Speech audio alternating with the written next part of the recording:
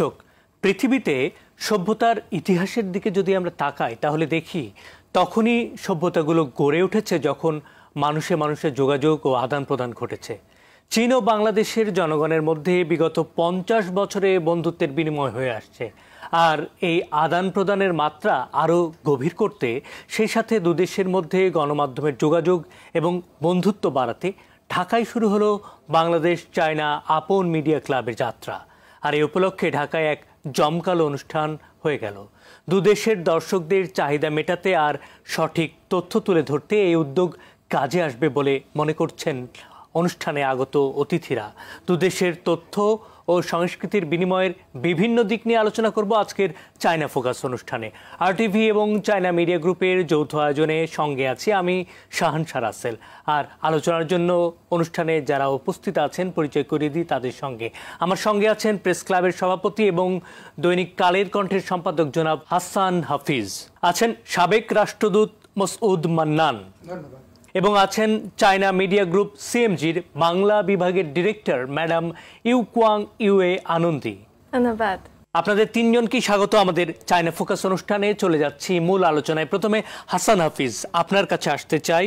সম্প্রতি বাংলাদেশ চায়না আপন মিডিয়া ক্লাবের যাত্রা শুরু হলো। আপনি কি মনে করছেন এই ক্লাবের মধ্য দিয়ে আরও কি পদক্ষেপ নেওয়া যেতে পারে বলে আপনার মনে হচ্ছে? এটা তো একটা বিশাল দিগন্ত উন্মোচিত হয়েছে বলে আমি মনে করি। একটা সূচনা হয়েছে, এটা বিস্তারিত হবে এবং সেটার একটা সুফল আমরা পাবো। আমরাই বেশি পাবো চীনের থেকে, তাই না? চীনের কাছ থেকে অনেক কিছু আমাদের শিক্ষণীয় আছে, নেওয়ার আছে। আমাদের উন্নয়ন সহযাত্রী, সারা বিশ্বের অর্থনৈতিক 1 নম্বর শক্তি হচ্ছে চীন। বিজ্ঞান, প্রযুক্তি, শিল্প, সাহিত্য, সভ্যতা, আবিষ্কার, উদ্ভাবন সব ক্ষেত্রে কিন্তু চীনের কাছ থেকে আমাদের অনেক শিক্ষণীয় আছে। আমাদের না, শুধু পুরো বিশ্ববাসীরই শিক্ষণীয় আছে। আপনি খেলাধুলায় দেখেন, অলিম্পিকে দেখবেন পদক তালিকায় চীন থাকে 1 নম্বরে, তাই না? সব ক্ষেত্রে 140 কোটি মানুষকে এত সুন্দরভাবে কাজে লাগিয়েছে চীন। আপনি সারা পৃথিবী কিন্তু চীনের উপরে নির্ভরশীল, এটা বলতে হবে। ফলে আমাদের তো, আমরা একটা উন্নয়নশীল দেশ, আমাদের সামনে অনেক বাধা বিপত্তি আছে। আমরা সম্প্রতি একটা ছাত্র অভ্যুত্থান পরবর্তী সময় আমরা পার করছি। এখন অনেক চ্যালেঞ্জেস আছে। এখানে চীনকে আমরা যদি সঙ্গে পাই পরীক্ষিত বন্ধু হিসেবে, আপনারা বললেন যে 50 বছরের সম্পর্ক, না তা নয়। আসলে কিন্তু সুপ্রাচীন কাল থেকে চীনের সঙ্গে আমাদের সম্পর্ক। চীনের পর্যটকরা আমাদের দেশে এসছেন, হিউয়েন সাং এসেছিলেন, ফা হিয়েন এসেছিলেন, আমাদের অতীশ দীপঙ্কর বিখ্যাত পণ্ডিত, বৌদ্ধ ধর্মের প্রচার প্রসারে উনি চীনে গিয়েছিলেন। ফলে আমাদের সম্পর্কটা অনেক দিনের, এবং এশিয়ার যেই সভ্যতার যেই পাদফিট চীন, সেখানে কিন্তু আমাদের অংশীদারিত্ব আছে একটা বৃহত্তর মানবমণ্ডলীর অংশ হিসেবে। আমরা আরও বেশি ইন্টারাকশন চাই, দুই দেশের সরকারের মধ্যে আরও দৃঢ়তা এবং আরও বন্ধুত্ব গভীরতর আমরা দেখতে চাই। ধন্যবাদ হাসান হাফিজ। সাবেক রাষ্ট্রদূত জনাব মান্নান সাহেবের কাছে আসতে চাই। চীন এবং বাংলাদেশের সম্পর্ক উন্নয়নে এই মিডিয়া ক্লাব কি করতে পারে বলে আপনি মনে করেন? অনেক কিছুই করতে পারে। এক কথায় যে বড় কথা হচ্ছে, আমাদের দুই দেশের মধ্যে ভাষার কারণেই কিন্তু আপনি যতটা সরব উপস্থিতি দুই দেশের সাংবাদিকদের দুই দেশে, সেটা কিন্তু এখন পর্যন্ত হয়ে ওঠেনি। আমাদের এই ল্যাঙ্গুয়েজ যে ব্যারিয়ার, এটাকে ওভারকাম করার ব্যাপারেও কিন্তু এই মিডিয়া ক্লাব একটা উদ্যোগ নিতে পারে। তারা এই দেশ থেকে শর্ট কোর্সের জন্য সাংবাদিকদেরকে নিয়ে যেতে পারে চায়নায়। চায়নায় গেলে তারা দেখবে ওখানে চায়নার বর্তমান মিডিয়া কতটা উন্নত। আর পাশাপাশি যে জিনিসটা প্রয়োজন সেটা হচ্ছে গিয়ে পরবর্তী পর্যায়ে শিল্পীদের মধ্যে একটা ভাব বিনিময় করার জন্য এই আপন ক্লাব কিন্তু কাজ করতে পারে। ফাইনালি যে জিনিসটা আমি প্রথম প্রশ্নের উত্তরে বলতে চাই, আমরা কিছু উদ্যোগ নিয়েছিলাম। এটা আমাদের যিনি এখানে আছেন চায়না থেকে, তিনিও জানেন। আমাদের জাতীয় কবি কাজী নজরুলকে ম্যান্ডারিন ভাষায় অনুবাদ করার জন্য যখন আমি চায়নায় ছিলাম, এবং আমরা সিলেক্টেড ওয়ার্কস অফ নজরুল 2 খণ্ড বেরও করেছিলাম। পাইখাই ইউয়ান, যিনি সিআরআইতেই কাজ করতেন তখন, তার অনুবাদে। ভবিষ্যতেও চায়নার প্রচুর শিল্প সাহিত্য যেমন আমরা আমাদের দিকে আনতে চাই। সাহিত্য কথা বললে তার অনুবাদেরও প্রয়োজন আছে, এবং তার ব্যাপারে বাংলা একাডেমি চীনের যে একাডেমি আছে তার সাথে যোগাযোগ করে কাজ করতে পারে, এবং সেখানেও এই দুই একাডেমির মধ্যে সম্পর্ক গড়ে দেওয়ার ক্ষেত্রে আনুষ্ঠানিকভাবে তো অ্যাম্বাসি করবেই, অ্যাম্বাসির পাশাপাশি কিন্তু এই যে মিডিয়া সেন্টার, কারণ আপনাকে তো উৎসাহিত করতে হবে কবি সাহিত্যিককে, যে সে বাংলাদেশের মানুষকে চিন্তা করে কবিতা, গান, তারপরে একটা উপন্যাসও রচনা করতে পারে, বাংলাদেশে ভ্রমণ করে যেতে পারে, একটা ভ্রমণ গদ্য রচনা করতে পারে। ঠিক অপোজিটটা হতে পারে, আমাদের দেশ থেকে আরও বেশি সংখ্যক শিল্পী, সাহিত্যিক, সাংবাদিক চায়নায় যেতে পারে। ওকে জনাব মান্নান, আমি আবারও আপনার কাছে আসবো। তার আগে আমি একটু ম্যাডাম ইউকুয়াং ইউয়ে আনন্দির কাছে আসতে চাই। ম্যাডাম আনন্দি, সম্প্রতি চায়না বাংলাদেশ আপন মিডিয়া ক্লাবের যাত্রা শুরু হয়েছে। সাংবাদিকদের জন্য এই ক্লাব কি কি উদ্যোগ বা কি কি ব্যবস্থা নিয়ে আসছে? আমরা যখন আপন মিডিয়া ক্লাব চিন্তা করছি, তখন আমরা ভাবছি আমরা যেহেতু বাংলা ভাষা জানি, বাংলা ভাষা শিখে বাংলা ভাষা দিয়ে কাজ করি, তারপর আমরা দেশের তথ্য মাধ্যমগুলোর মধ্যে একটা সেতু বন্ধন করতে চাই। তারপর মান্না সাহেব ভালো প্রস্তাব করেছেন, মানে এই তথ্য মাধ্যমগুলোর মধ্যে সেতু বন্ধন করার পাশাপাশি হয়তো অন্যান্য শিল্পী বা অন্য ক্ষেত্রে বিশেষ ব্যক্তিদের জন্য পরিচয় দিতে পারবো বা সুযোগ সৃষ্টি করতে পারি। তথ্য মাধ্যমগুলোর আমি মনে করি না আমাদের শিক্ষা গ্রহণ করা, আমরা বিনিময় করব। বাংলাদেশ থেকেও আমাদের অনেক জানার বিষয় আছে, এবং চীন সরকার, চীনের শীর্ষ নেতারা সবসময় বলেন দেশ ছোট হোক বড় হোক আমরা সবাই সমান। তারপর প্রত্যেক দেশে নিজের বৈশিষ্ট্য আছে, নিজের সংস্কৃতি আছে, ওখান থেকে আমাদের অনেক জানার বিষয় আছে। এখন বাংলাদেশ আর চীনের ভাষার কারণে কিছু গ্যাপ রয়েছে।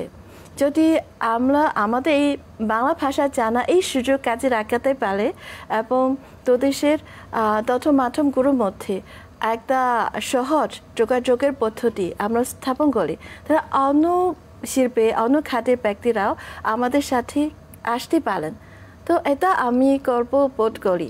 ধন্যবাদ ম্যাডাম আনন্দি। আমি আবারও হাসান হাফিজ ভাই আপনার কাছে আসতে চাই যে আসলে বাংলাদেশের সাংবাদিকদের আমরা দেখি যে বিশ্বের বিভিন্ন জায়গায় তাদের প্রতিনিধি আছে, চীনে খুব একটা বাংলাদেশি প্রতিনিধি দেখা যায় না, এটা একটা। আরেকটা বিষয় হচ্ছে চীন বড় একটা পরাশক্তি হয়ে উঠছে। আপনি কি মনে করেন এই পরিস্থিতিতে বাংলাদেশের প্রতিনিধিগুলো চীনে সাংবাদিকতা করে কি ধরনের কাজ করতে পারে বা কোনো সুযোগ কি আছে? সাংবাদিকদের ক্ষেত্রটা তৈরি হয়নি কারণ চীনের থেকে ইংরেজি ভাষার পত্রপত্রিকা খুব কম বের হয়, সব বেরোয় চীনা ভাষায়। তো আমাদের কিন্তু ভবিষ্যতে চীনা ভাষা শিখতে হবে আরো বেশি করে, তাহলে ইন্টারাকশনটা আরো ডিপেন হবে, আরো গভীর হবে। আমি তো মনে করি আমাদের শুধু সাংবাদিক না, আমি মনে করি আমাদের কৃষকদেরও নিয়ে উচ্চতর প্রশিক্ষণ দেওয়া দরকার।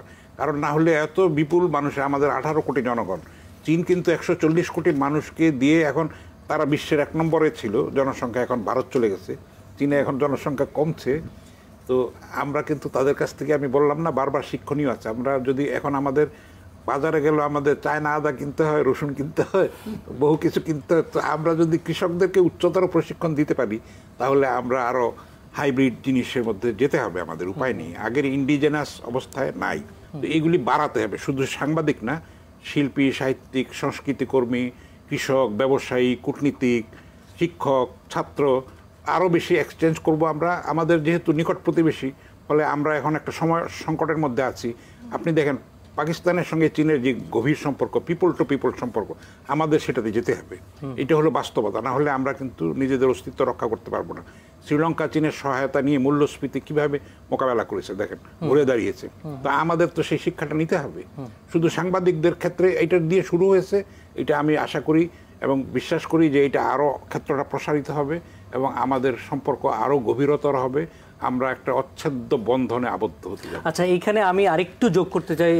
মান্নান সাহেব বলছিলেন যে শিল্পক্ষেত্রে এক ধরনের বিষয় আছে, আবার আপনি ভাষার কথা বললেন, কিন্তু চীন এগ্রিকালচার বলেন, নতুন হচ্ছে প্রযুক্তির জায়গায় বলেন বা নবায়নযোগ্য জ্বালানির জায়গায় বলেন, এই জায়গাগুলোতে ব্যাপক এক ধরনের উন্নতি করে ফেলছে। এইখান থেকে বাংলাদেশের সাংবাদিকগুলো কাজ করতে পারে বাংলাদেশের মিডিয়াগুলোর জন্যই কিনা? হ্যাঁ, করতে পারে, কারণ আমার চীনের অনেক কিছু রোল মডেলগুলি আমাদের তুলে ধরা দরকার, সাকসেস স্টোরিগুলি আমাদের তুলে ধরা দরকার। তার থেকে আমরা উদ্বুদ্ধ হতে পারি, আমরা মোটিভেটেড হতে পারি, অনুপ্রাণিত হতে পারি, তাই না? সেটা হলে আমাদের কিন্তু সামগ্রিকভাবে আমরা একটা উন্নয়নের পথে, প্রগতির পথে, সাম্যের পথে। ধন্যবাদ হাসান ভাই। আমি মান্নান সাহেব আপনার কাছে আসতে চাই। আপনি দীর্ঘ একটা সময় আপনার ক্যারিয়ারের চীনে ছিলেন, সেখানে রাষ্ট্রদূতের দায়িত্ব পালন করেছেন, উপরাষ্ট্রদূতের দায়িত্ব পালন করেছেন, চীনের মিডিয়াগুলোকে আপনি দেখেছেন, চীনের কর্মকাণ্ড দেখেন।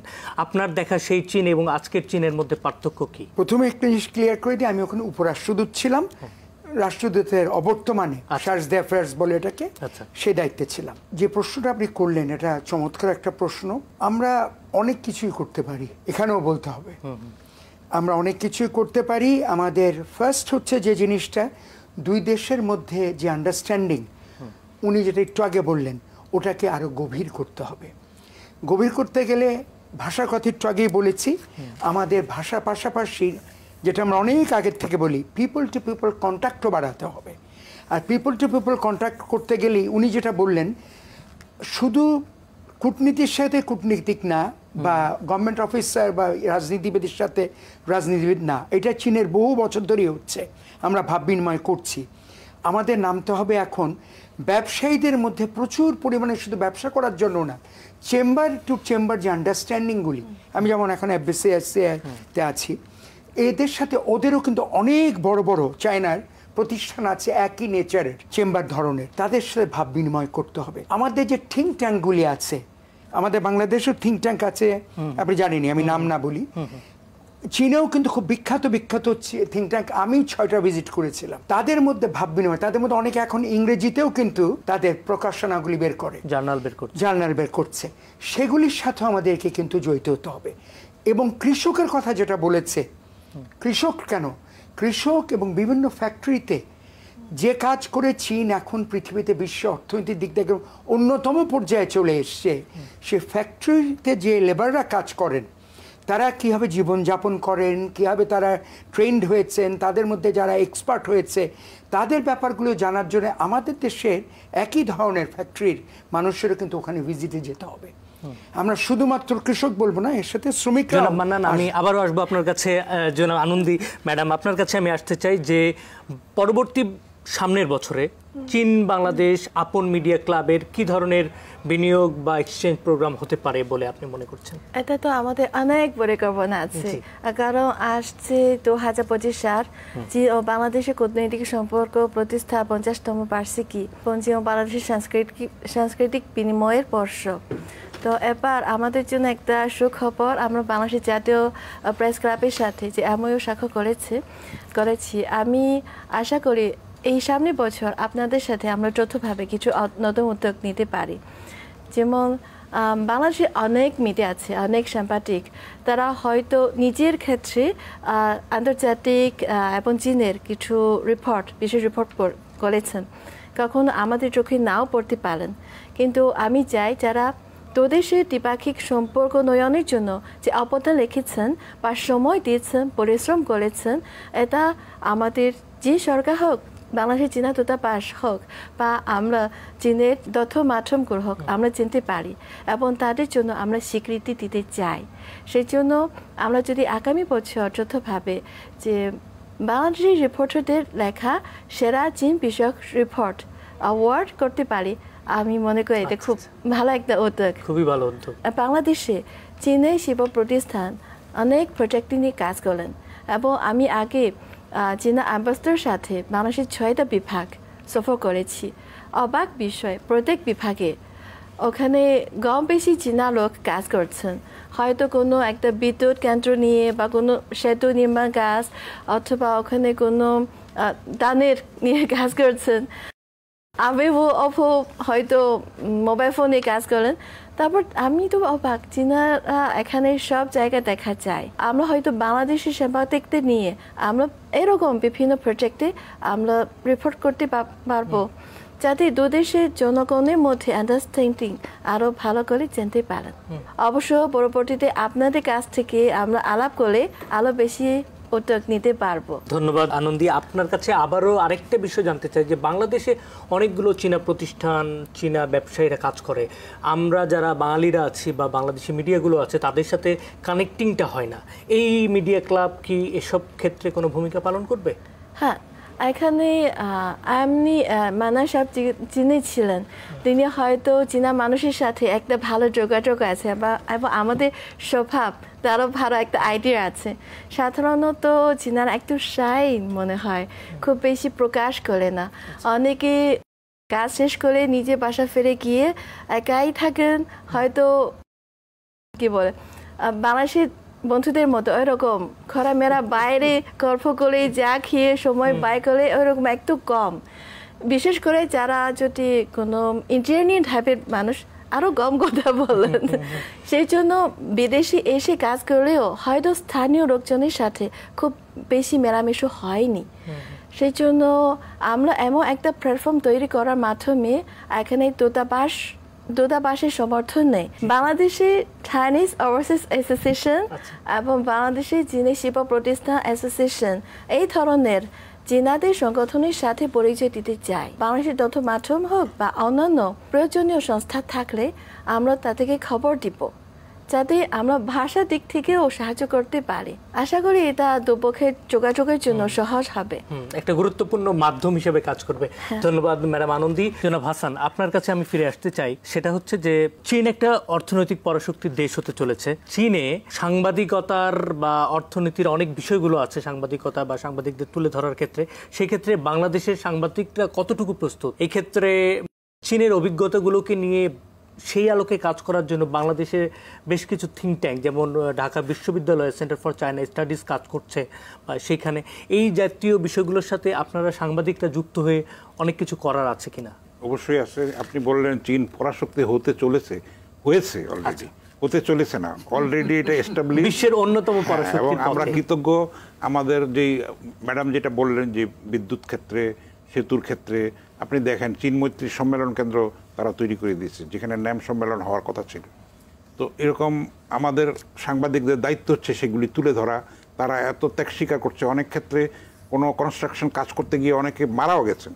ফলে আমি এই কৃতজ্ঞতার কথাটা বললাম, সেটা আমাদের উন্নয়নে চীনের ত্যাগ আছে, অনেক ত্যাগ আছে। তো আমরা আমাদের একটা অর্থনৈতিক অঞ্চল বিশেষ, এটা ম্যাডাম বলতে পারবেন, চীনের জন্য এটা বোধহয় হতে যাচ্ছে, এটা বেশি আরও ছড়িয়ে দিতে হবে সারা দেশে।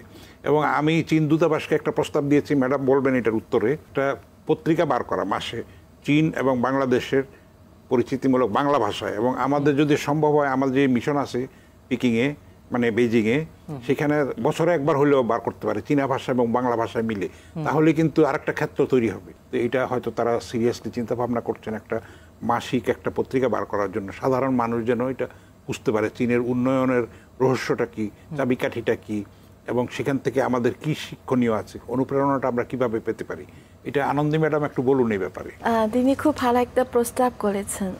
আমরা এখন শুধু রেডিও বা টেলিভিশন বা সোশ্যাল মিডিয়ার উপর নির্ভর করে দুদেশের জনগণের মধ্যে সমঝোতা বাড়ানো একটু কঠিন, কারণ রেডিও অনুষ্ঠান একবার প্রচার করার পর আর খুঁজে পান থাকে না। কিন্তু বই আকারে, ম্যাগাজিন আকারে থাকলে সময় পেলে হাতে পড়তে পারেন, এবং ওখানে তথ্য আমরা বারবার যাচাই করে এটা সঠিক তথ্য দেওয়ার চেষ্টা করবো, এটা অবশ্যই। সেজন্য আমিও চিন্তা করি হয়তো আগামী বছর দুদেশে একটা বিশেষ দিবসে আমরা এটা চিন্তা পরীক্ষামূলকভাবে করা যেতে পারে। তারপরে আপনি যদি আরো আমাদের ইপিজেড যদি চীনের আরো বেশি পাওয়া যায়, তাহলে আমাদের দেশের শ্রম তো অনেক সহজ, মানে সুলভ আর কি চীনের তুলনায়। ফলে একসময় আমরা শুনেছিলাম যে চীন গার্মেন্টস খাতে অনেক বিনিয়োগ করবে বাংলাদেশে, যেহেতু লেবার খুব সস্তা। তো এই ধরনের চিন্তা ভাবনা চীনের সরকারের আছে কিনা, এটা আপনি একটু বলুন। আমার জানা মতে বাংলাদেশে বেশ কয়েকটা জায়গায় চীনে বিনিয়োজিত বিশেষ অর্থনৈতিক জোন আছে, যেমন চট্টগ্রাম আছে, পড়া আছে, ঢাকা শহরের উপকণ্ঠেও আছে।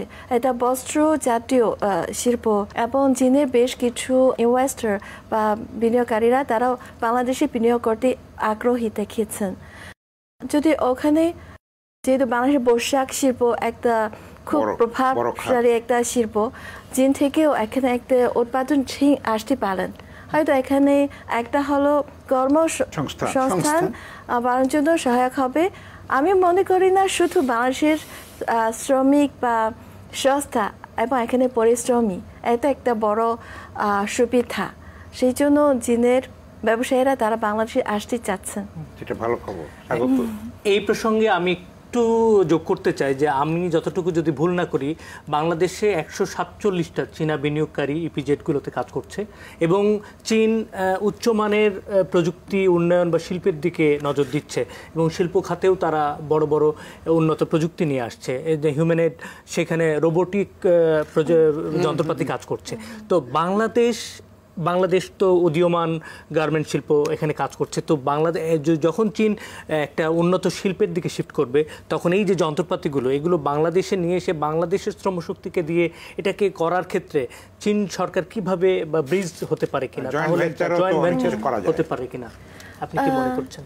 আমার মনে হয় বাংলাদেশের বাজারে আমরা অনেক চীনের উৎপাদিত নানা পণ্য দেখেছি, কিন্তু এখানে যে চীনের পণ্য আমরা দেখতে পাচ্ছি আসলে বিশাল চীনের মধ্যে শুধু সামান্য একটা অংশ, আর অনেক জিনিস এখানের বাজারে কখনো আমাদের চোখে পড়েনি। সরকার সেটা আমাদের কাছ থেকে বড় একটু দূরের কথা, আমরা শুধু পড়তে পারি আমরা তথ্য মাধ্যম। আমরা চেষ্টা করছি আমাদের অনুষ্ঠানের মাধ্যমে চীনে আরও কিছু উচ্চ প্রযুক্তির উৎপন্ন পণ্যদ্রব্য বাংলাদেশের দর্শকদের কাছে পৌঁছানোর চেষ্টা করব। যেমন আমরা চীনের বিভিন্ন প্রদেশের আয়োজিত আন্তর্জাতিক পর্যায়ের বড় মেলা নিয়ে একটা অনুষ্ঠান করেছি, চীন প্রদর্শন, মানে আন্তর্জাতিক মেলা। আমি নিজেও ওখানে গিয়ে রিপোর্ট করে এসেছি। তখন দেখছি হ্যাঁ ওখানে অনেক জানার বিষয় আছে। চীনের যে প্রযুক্তিগুলো যদি বাংলাদেশে আমরা ইঞ্জিনিয়ার কাছে জানাতে পারে তাহলে এখানে নানা শিল্প উন্নয়নের জন্য অনেক সহায়ক হবে। আমি এর আগে বাংলাদেশে যে গার্মেন্টসে গিয়েছি, দেখেছি ওখানে যেমন সোয়েটার তৈরির ফ্যাক্টরিতে ওখানে কিছু কম্পিউটার নিয়ন্ত্রণের সফটওয়্যার আছে, সেটা চীন থেকে আমদানি করা হয়েছে।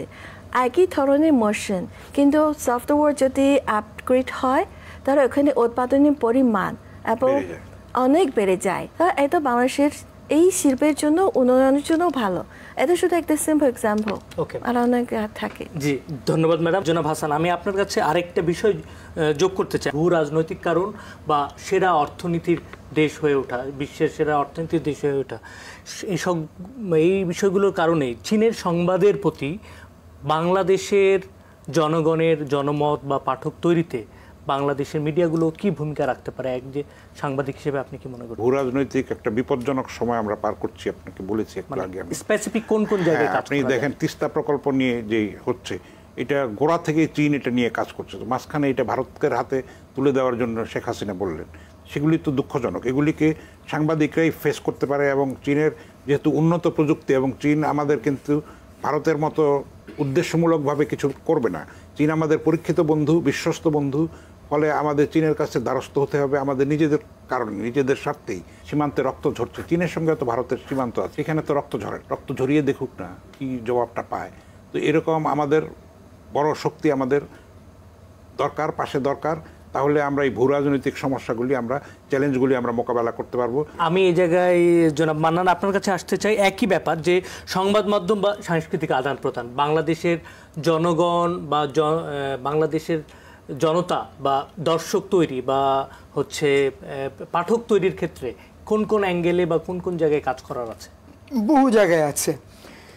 যে কথা উনি হালকা করে বললেন, সেটাই যদি আমরা খুব সিরিয়াসলি নিই তাহলে আমাদের বিশ্বে আপনার বন্ধু ছাড়া চলা সম্ভব না এই বিশ্বে। কাজেই সেখানে চীন অবশ্যই অন্যতম বন্ধু হতে পারে বাংলাদেশে। আর এই ক্ষেত্রে শুধু আমরা যারা চীনে কাজ করেছি তারাই নয়, আর অনেকেই ভূমিকা রাখতে পারে। তার মধ্যে আপনি একটু আগে বলেছেন সাংবাদিক, শিল্পী, তারপর বিভিন্ন প্রফেশনালরা, কৃষক, শ্রমিক, প্রত্যেকেই ভূমিকা রাখতে পারে। এবং সেটা কিন্তু চীনের কাছে যদি আমরা যাই, আমি বলি দু একটা উদাহরণ দিই। চীনের প্রচুর পেট্রোল কিন্তু আসে থেকে আরেকটা দেশ থেকে, মিডল ইস্টে, দেশটার নাম নাই বললাম। কিন্তু চীন তার ব্যাপারে এই জিনিসটা নিশ্চিত করার জন্য সেই দেশের সাথে সবসময় খুব ভালো একটা সম্পর্ক রাখে। এখান থেকেও কিন্তু কূটনীতিকভাবে আপনি একটা শিক্ষা গ্রহণ করবেন যে আপনার যদি একটা জিনিস একজনের কাছ থেকে প্রয়োজন থাকে, তার সাথে কী ধরনের ভাবের আদান প্রদান করা উচিত, কিভাবে ব্যবসা করা উচিত, কীভাবে পলিটিক্যাল আন্ডারস্ট্যান্ডিং থাকতে হয়, এগুলো একটা। দ্বিতীয়ত যদি আপনি চিন্তা করেন চীন কোনো দেশে তাদের জিনিস দিয়ে, উনি যেটা বললেন যে আমাদের দেশে খুব বেশি চীনা জিনিস তারপরও দেখা যায় না, বিশাল চীন, সেজন্য আমাদেরকে তো উৎসাহী হতে হবে। আর উৎসাহী হতে হলে আমাদেরকে পলিটিক্যাল আন্ডারস্ট্যান্ডিংও ভালো রাখতে হবে, ভাষাও শিখতে হবে, মানুষের যোগাযোগ বাড়াতে হবে। উনি বললেন না যে আমরা জাতিগতভাবে একটু ইন্ট্রোভার্ট, আমরা অত বাইরে আপনাদের মতো ঘোরাঘুরি, বিকেলে আড্ডা আমাদের শব্দ যেটা আমরা ইংরেজিতেও ব্যবহার করি, অতটা করি না, বরঞ্চ সে সময় আমরা ব্যায়াম করি। চীনের যে পপুলেশন আমাদের এতদিনে বেড়ে 72 রয়েছে, ওদের ওখানে পপুলেশনে বহু লোক আছে যাদের 90-এর উপরে বয়স, তারা বিকেলবেলা মানে 2 হাতে 2টো খাঁচা নিয়ে তাদের পেটদের নিয়ে ঘোরে, হাঁটাহাঁটি হলো। কেউ কেউ সাইকেল চালায়, নিজে নিরিবিলি, এইসব জিনিসগুলো দেখতে হবে। চীনের কাছ থেকে বললাম না, কিন্তু চীন আর আমরা তো পুরোপুরি একরকম হয়ে যেতে পারবো না। কাজে আমাদের সবচেয়ে বড় জিনিস হবে পলিটিক্যাল আন্ডারস্ট্যান্ডিং এর জন্য। এখন আমাদের যে ফরেন সেক্রেটারি আছে, সে তো স্বয়ং চীন থেকে জাস্ট ফিরল, সে চীনেই রাষ্ট্রদূত ছিল, জসীমউদ্দিন সাহেব।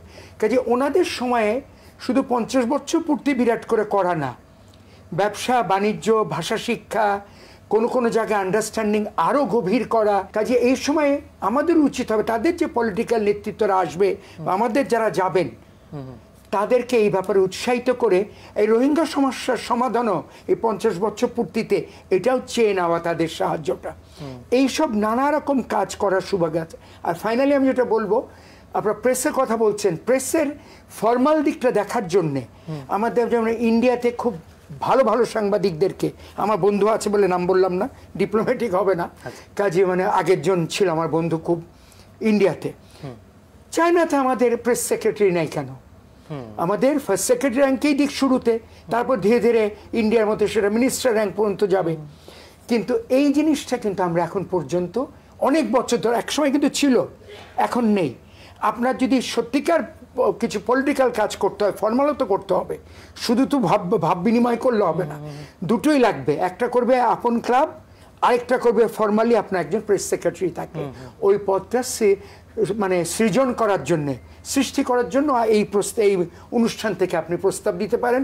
কারণ সামনের বছর আমাদের 50 বছর পূর্তি, আমরা যেমন 3 যুগ পূর্তি উপলক্ষে নজরুলের কবিতার ওই বই বের করেছিলাম, 50 বছর পূর্তিতে আপনি এগুলি সবই করতে পারেন। আপন ক্লাব দিয়েই শুরু হলো। খুব ভালো একটা প্রস্তাব দিয়েছেন। আমরা এই অনুষ্ঠানের মাধ্যমে হয়তো বাংলাদেশ সরকারকে অনুরোধ করব আগামী 50 বছরের এই যাত্রায় চীনে একটা বাংলাদেশের প্রেস সেক্রেটারি যেন আমরা পাই। আমরা অনুষ্ঠানের একদমই শেষ পর্যায়ে আমি আনন্দী ম্যাডামের কাছে আরেকবার আসতে চাই। বাংলাদেশ চায়না আপন মিডিয়া ক্লাবের মাধ্যমে মানে একদম শিশু পর্যায়ের সাংবাদিকতা তৈরির এক ধরনের পরিকল্পনা আপনাদের আছে, সেই বিষয়টা যদি আমাদের সাথে একটু পরিষ্কার করেন। আগামী বছরের জন্য আমরা কিছু নতুন পরিকল্পনা নিচ্ছি। তো যেহেতু এবার আমরা বাংলাদেশ জাতীয় প্রেস ক্লাবের সাথে এমওইউ স্বাক্ষর করেছি, আমি ভাবছি আমরা হয়তো কিশোর কিশোরীদের থেকে আমরা কিছু প্রশিক্ষণ খরচ শুরু করতে পারি। ইয়াং রিপোর্টার আসলে তারা হলো ইয়াং জেনারেশন, তাদের উপর আমরা কিছু দেশের দ্বিপাক্ষিক সম্পর্ক নির্মাণের জন্য একটা নতুন সিট রাখাতে চাই। হয়তো আমরা চীন থেকে কিছু অভিজ্ঞ জার্নালিস্ট থেকে আমরা অনলাইনে বা অফলাইনে আমরা বাচ্চাদের জন্য কিছু খরচ করব। তারপর তাদেরকে নিয়ে আমরা বাংলাদেশে চীনের নানা প্রজেক্টে নিয়ে যাব, যে বিশেষ রিপোর্ট করে আমাদের প্ল্যাটফর্মে আমাদের টেলিভিশন অনুষ্ঠানে প্রচার করতে পারি। তখন এই বাচ্চাদের মনে দেশের মৈত্রীর একটা ধারণা পাবে ছোটবেলা থেকে। তারা হলো দেশের সম্পর্কে ভবিষ্যৎ। খুবই সুন্দর বলেছেন যে একদম শিশু পর্যায়ে বা স্কুল পর্যায়ে প্রাইমারি লেভেলগুলোতে আপনারা ট্রেনিংয়ের মাধ্যমে সাংবাদিক তৈরি করবেন এবং প্রচারেরও একটা মাধ্যম তৈরি করেছেন। এটা আসলে একটা ভালো একটা উইংস তৈরি হবে বাংলাদেশের তরুণ সাংবাদিকতার ক্ষেত্রে। আর একটু আপনার কাছে আমার সর্বশেষ একটু জানার বিষয় যে আপনারা বাংলাদেশ চলচ্চিত্র সাংবাদিক সমিতির সঙ্গে চুক্তি করেছেন, বাংলাদেশ ফটো জার্নালিস্ট অ্যাসোসিয়েশনের সঙ্গে চুক্তি করেছেন, আসলে তাদের সঙ্গে কি ধরনের বিনিময় হওয়ার সম্ভাবনা আছে ভবিষ্যতে? 2024 সালে আমারও একটা নতুন অভিজ্ঞতা পেয়েছি। যেহেতু এখন সিএমটি চীনে বড় মিডিয়া গ্রুপ বলে আমাদের কিছু সুযোগ আছে। প্রতি বছর আমরা বেইজিং এবং সিআন আর হাইনানে 3টি আন্তর্জাতিক ফিল্ম ফেস্টিভ্যাল আয়োজন করে। সেই জন্য এই বছর আমরা বাংলাদেশের একটা চলচ্চিত্র, তার নাম মেঘনা কণা, এটা চীনের আন্তর্জাতিক ফিল্ম ফেস্টিভ্যাল মুক্তি করার সুযোগ দিয়েছি। যখন এটা চীনের সিনেমা হলে প্রচার করার সময় ওখানে সেই শহরে প্রথম বাংলাদেশে কোনো ফিল্ম সবার সামনে ওপেন দেখাতে সুযোগ পেয়েছে। আমার তখন চিন্তা করছি বাংলাদেশ, এবং ওখানে তো বাংলা ভাষা শুধু চীনা সাবটাইটেল দিয়েছেন, লোকজন শুরু থেকে শেষ পর্যন্ত দেখবেন বা বুঝতে পারবেন সেই ওখানে দেশের কালচার। কারণ অনেকে হয়তো এর আগে বাংলাদেশের কথা জানে না, কিন্তু দেখার পর দেখি সবাই চুপচাপ শুরু থেকে শেষ পর্যন্ত দেখেছেন, এবং হয়তো 5-6 বছর বয়সের যে বাচ্চা বাবার সাথে ওখানে গিয়ে তাও মজা করে দেখেছেন।